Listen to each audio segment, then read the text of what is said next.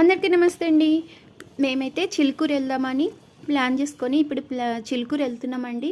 అయితే బస్సుకి వెళ్ళాము. బస్సు ఇక్కడి నుంచి ఈ మెహందీపట్నానికి వెళ్తున్నాం. మెహందీపట్నం నుంచి మళ్ళీ అక్కడి నుంచి చిలుకూరుకి వెళ్ళాలి. అసెంబ్లీ కనిపిస్తే అసెంబ్లీ కూడా వీడియో తీసానండి. అయితే బస్కి వెళ్ళాం కదా, బస్సులో అయితే ఎవ్వరు ఒక్కళ్ళు కూడా లేరండి. ఏదో మా కోసమే బస్ వేసినట్టు అనిపించింది. చాలా ఖాళీగా ఉంది.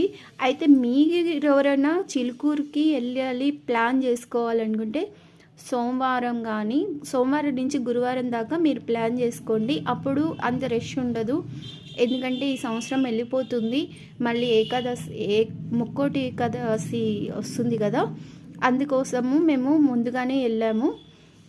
చిలుకూరులో పిల్లల బొమ్మలు అన్నీ ఉంటాయండి. పిల్లలు ఆడుకునేవి, టోపీలు, అలా షాపింగ్ చేసుకోవచ్చు. ఇంకొకటి ఇక్కడ ఐరన్ సామాన్లు కూడా ఉంటాయండి. అయితే మేము లంచ్ చేయలేదు, లేట్ అయిపోయింది అప్పటికే. అందుకని లంచ్ చేస్తానికి హోటల్కి వచ్చామండి.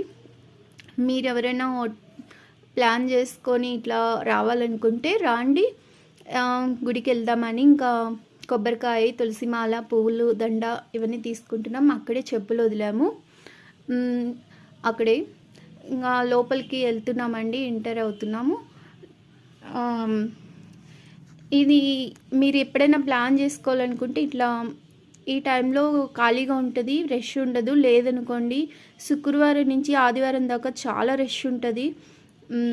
ఇది 108 ప్రదర్శనలు చేస్తున్నారండి. 108 ప్రదర్శనలు ఎందుకు చేస్తారంటే ఇక్కడ మొక్కుకుంటారు.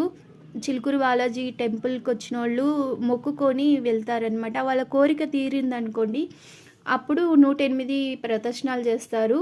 అక్కడ ఒక చిన్న అట్టముక్కలో రాసి ఉంటుంది అనమాట. 1 నుంచి 108 దాకా మనం కౌంట్ చేసుకుంటూ గీసుకొని చేసుకోవాలి. అయితే వాళ్ళ వీసా గురించి, జాబ్ గురించి ఇలా మొక్కుకున్న వాళ్ళు, తీరిన వాళ్ళకి ఇలా ప్రతిష్టలు చేస్తారు.